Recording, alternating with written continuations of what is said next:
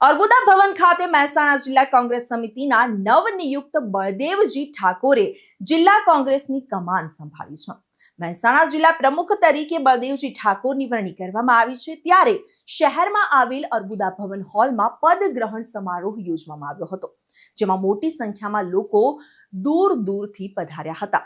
બળદેવજી ઠાકોરને ફૂલહાર અને શાલ પહેરાવી શુભેચ્છા પાઠવવામાં આવી હતી। આ કાર્યક્રમમાં કોંગ્રેસના આગેવાનો મોટી સંખ્યામાં ઉપસ્થિત રહ્યા હતા। આ પદગ્રહણ સમારોહમાં પ્રદેશ પૂર્વ પ્રમુખ અમિત ચાવડાએ ભાજપ પર આકરા પ્રહારો કર્યા હતા। કાર્યક્રમમાં બનાસકાંઠાના જ્ઞાનીબેન ઠાકોરે પણ ભાજપ પર આકરા પ્રહારો કરતા કહ્યું કે ઠેર ઠેર ભાજપ સરકારના રાજમાં દારૂના અડ્ડા ધમધમી રહ્યા છે અને છતાં પણ કોઈ પોલીસ દ્વારા કાર્યવાહી કરવામાં આવતી નથી। તેમાં પણ ભાજપે ભ્રષ્ટાચારને લઈને માઝા મૂકી છે। સમગ્ર રાજ્યની અંદર જિલ્લા કોંગ્રેસ સમિતિના નવા જે પ્રમુખ વરાયેલા છે, એમને તમામ જિલ્લા કક્ષાએ પદગ્રહણ પ્રોગ્રામ એઆઈસીસી અને પીસીસી તરફથી નક્કી કરવામાં આવેલો છે। પણ આજે મહેસાણા જિલ્લા કોંગ્રેસ સમિતિને એમના હોદ્દેદારો ટીમને ખૂબ અભિનંદન આપવો પડે કે ઘણા વર્ષો પછી જે કોંગ્રેસનો માહોલ એ મહેસાણાની અંદર આજે જે જોવા મળ્યો છે, એ કાર્યકરો એમના જે આગેવાનો છે, પાર્ટીના હોદ્દેદારો અને બળદેવજી ઉપર લોકોનો પ્રેમ એના ઉપર જે ભરોસો એ આજે દર્શાવે છે। એટલે બળદેવજીને એમની ટીમને હું ખૂબ અભિનંદન આપું છું। મહેસાણા એ સમગ્ર ઉત્તર ગુજરાતની રાજકીય લેબોરેટરી છે અને અહીંથી જે મેસેજ જાય એ સમગ્ર ગુજરાત અને ઉત્તર ગુજરાતની અંદર એનો પ્રભાવ રહેતો હોય છે। ત્યારે આવનાર સમયની અંદર જેમ ભૂતકાળમાં લોકસભાના મેમ્બર પણ કોંગ્રેસના હતા, ધારાસભ્યો પણ હતા, જિલ્લા પંચાયતના પ્રમુખ પણ કોંગ્રેસના હતા, એ રીતે આવનાર સમયની અંદર જિલ્લા તાલુકા પંચાયતની ચૂંટણી હોય અને 2027ની વિધાનસભાની ચૂંટણી હોય તો કોંગ્રેસ ટીમ સાથે મળી અને મહેસાણામાં લડશે અને જલવંત વિજય મેળવશે। બેન, શું લાગે છે કે રાહુલજીએ કહ્યું હતું કે ઘોડા દોડ છે, હવે નેતૃત્વ જોઈને શું લાગે છે? એ આજનો માહોલ જોતા અને આજે લોકોનો જે પ્રેમ સ્નેહ લાગણી જોતા તમે જ નક્કી કરો કે આ તે બધા જે રાહુલજીએ જે કીધું એ પ્રમાણે જે રેસના ઘોડા હતા એ હવે રેસમાં દોડવાનું અને કામ કરવા માટેનું ચાલુ કર્યું છે। એ આજનો આ તે પ્રોગ્રામ છે અને પદગ્રહણ કાર્યક્રમ છે, એમાં ઉત્સાહ અને ઉમંગ એ કાર્યકરોનું એ મનોબળ એ આજે આ દર્શાવે છે। જે પ્રમાણે બહુચરાજી તાલુકાના સરપંચીઓનો સન્માન સમારોહ સુરપુરા ગામે ભારતીય જનતા પાર્ટી બહુચરાજી તાલુકાના પ્રમુખ દ્વારા યોજવામાં આવ્યો હતો। એ સત્કાર સમારોહની અંદર ભારતીય જનતા પાર્ટીના બહુચરાજીના ધારાસભ્ય માન્ય મુરબ્બી શ્રી સુખાજી ઠાકોરનું અધ્યક્ષસ્થાન જે જગ્યાએ હોવું જોઈએ એ જગ્યાએ રાખવામાં નહોતું હોય અને ચોથા પાંચમા નંબરે નામ લખી અને ભારતીય જનતા પાર્ટીના અંદરના વિખવાદના કારણે ક્યાંક પ્રજાના ચૂંટાયેલા પ્રતિનિધિ સરપંચશ્રીના સન્માનની જગ્યાએ ક્યાંક સરપંચોનું અપમાન ભારતીય જનતા પાર્ટીએ કર્યું હોય અને જે ગ્રુપિઝમના કારણે સરપંચો પોતાનો કિંમતી સમય કાઢી એના સત્કાર સમારોહમાં આવ્યા હતા, પણ આખો મેસેજ એમના વિખવાદના કારણે આખા બહુચરાજી વિધાનસભાના આખા ગુજરાતની અંદર એવો મેસેજ ગયો છે કે ભારતીય જનતા પાર્ટી વિકાસની વાતો કરવા સિવાય અંદરો અંદર ઝઘડાવાની રાજનીતિ કરી અને લોકોને ગેરમાર્ગે દોરવાનું કાર્ય આ ભારતીય જનતા પાર્ટી કરી રહી છે। ધારાસભ્ય તરીકે માન સન્માન લેવું એ કેટલું યોગ્ય?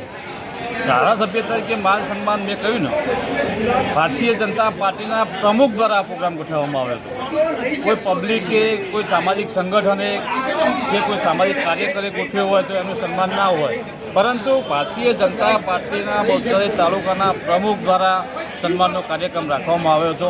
એમની અંદર શું અંદર મતભેદ ચાલતા હશે એ પાર્ટીની મને નથી ખબર, પણ ક્યાંક ને ક્યાંક સરપંચોનું સ્વાગત થવાની જગ્યાએ આવા વિખવાદ ઊભા કરીને સરપંચોનું અપમાન થયું હોય એવું ચોક્કસ મને લાગી રહ્યું છે। બેચરાજીની અંદર હવે કોંગ્રેસ મજબૂત થઈ શકે? બહુચરાજીની અંદર કોંગ્રેસ મજબૂત જ છે। ગઈ વિધાનસભા પણ પૂરા મતોથી જ અમે હાર્યા હતા અને આ વખતે નવા જોમ અને ઉત્સાહ સાથે અમે ફરીથી બહુચરાજી વિધાનસભાની અંદર ઉમેદવાર કોઈ પણ આવશે પણ એને જીતાડવા માટે થઈ તનતોડ મહેનત કરી તાલુકા પંચાયત, જિલ્લા પંચાયતના ધારાસભાની અંદર ફરીથી અમારો ત્યાં આગળ કોંગ્રેસનો ઝંડો લહેરાય એવી મહેનત અમે આજથી ચાલુ કરી દીધી। સમગ્ર મહેસાણા જિલ્લાની હાજરીમાં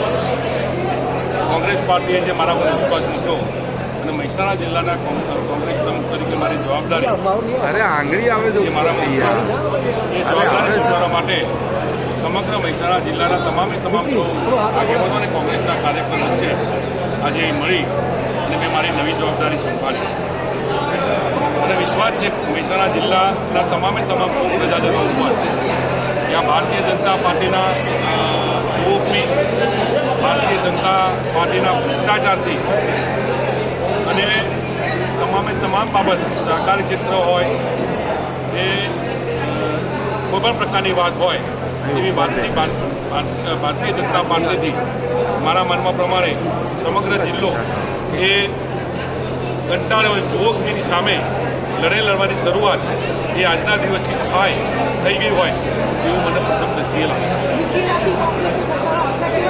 કોંગ્રેસ ક્યારે વિખરાતી નથી. કોંગ્રેસ એ લોકોના દિલ સુધી પડેલી છે. કોઈ ગામ કે કોઈ ઘર એવું નહીં હોય કે કોંગ્રેસનો કાર્યકર કે કોંગ્રેસની વાત એ ત્યાં સુધી પહોંચેલી ના હોય. ક્યાંક સંજોગો વસા ચૂંટણીમાં પરિણામો એ માઠા આવ્યા હોય, પરિણામો માઠા આવી શકે, પણ કોંગ્રેસ વિખરાઈ ગઈ છે એવું એ માનવા હું તૈયાર છું. આગામી સમયમાં મહાનગરપાલિકા, જિલ્લા પંચાયત, તાલુકા પંચાયત, વિધાનસભાની ચૂંટણીઓ આવી રહી છે, તે બાબતે આપની રણનીતિ શું રહેશે? નવી જવાબદારી મારા સિરે આવી છે.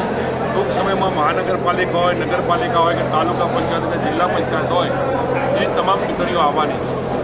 એ ચૂંટણીની અંદર સાચો ઉમેદવાર કોણ છે, કોણ જીતી શકે એવો છે અને કોણ લડી શકે એવો છે, એ તમામ પ્રકારના પાસાઓ તપાસી અને જે વિસ્તારમાંથી જે લોકો એમ કહે કે ભાઈ આ તાલુકા પંચાયતમાં આ ઉમેદવાર ચાલશે, જિલ્લા પંચાયતમાં આ ઉમેદવાર ચાલશે, મહાનગરપાલિકામાં આ ઉમેદવાર ચાલશે, એમની રાય લઈ અને અમે આવનારી ચૂંટણીમાં જે કોંગ્રેસના વિજય થાય એવા ઉમેદવારો લઈ અને મેં આગળ વધવાના.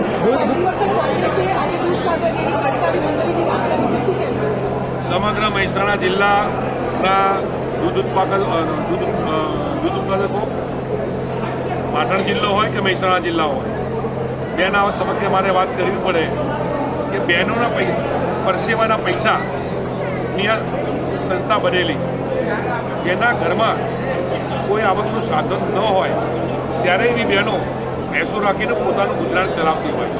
આપ જોઈ રહ્યા છો આવી સંસ્થામાં ક્યારેય રાજકારણ નહોતું, પણ ભારતીય જનતા પાર્ટીની સરકારે મેન્ડેટો આપી અને આ ભાજપની સંસ્થા છે એવા એ વાત કરવાના જે પ્રયત્નો કર્યા છે, ત્યારે એની સામે મને વાંધો છે. આ ડેરીના સંસ્થાપક કોણ હતા? તો માનસીભાઈ ચૌધરી હતા. આ ડેરીને સાચવી કોને? તો મોતીભાઈ ચૌધરીએ સાચવી. આવા વડીલોએ આ ડેરીની સ્થાપના કરીને આ ડેરીને જ્યારે ઊભી કરી છે ત્યારે કદી આ ડેરીની અંદર રાજકારણ લાવ્યા નહોતા, મેન્ડેટ પદ્ધતિ લાવ્યા નહોતા, પણ ભારતીય જનતા પાર્ટીની મનસા ખરાબ છે એટલા માટે મેન્ડેટ પદ્ધતિ લાવી અને આની અંદર રાજકારણ કરવાનો પ્રયત્ન કર્યો છે. તમે જુઓ છો કે ભ્રષ્ટાચાર કેવો ચાલી રહ્યો છે. ડેરી નહીં, તાલુકા પંચાયત હોય, જિલ્લા પંચાયત હોય, પોલીસ સ્ટેશન હોય, કોઈ પણ સરકારી કચેરી હોય, સામાન્ય નાનો માણસ ત્યાં જાય તો કોઈનું પૈસા વગર કામ થતું નથી. એવી હજારો ફરિયાદો અમને મળે. સાહેબ, 2 દિવસ પહેલાં જ એક પ્રશ્ન ઉપસ્થિત થયો છે. 500 થી 700 કરોડનો પાવડર એ ડેડ સ્ટોક થઈ ગયો હોય. ડેડ સ્ટોક એટલે એ તારીખ એક્સપાયર થઈ જાય એટલે પછી એ ખાવા લાયકના ઉપયોગ પર ન રહે. આવી મોટી બેદરકારી કોની? આ એક્સપાયર ડેટ થઈ અને જે પાવડર બગડ્યો તો એ જવાબદારી કોની? એ જવાબદારી સરકારે તપાસ કરી અને એની જવાબદારી નક્કી કરવી પડે. 2 દિવસ પહેલાં મને જાણવા મળ્યું આજે કે જે ડેટ એક્સપાયર થયેલું ડેટ થયેલું જે પાવડર હતું એ પાવડર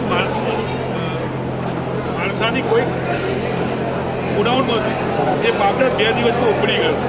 એ પાવડર ઉપડી ગઈ ત્યાં મોદારી નાખી અને ફરીવાર લોકોને સ્વાદ સાથે ચીના કરવાનો પ્રયત્ન તો નહીં બન્યો હોય એ તપાસનો વિષય છે.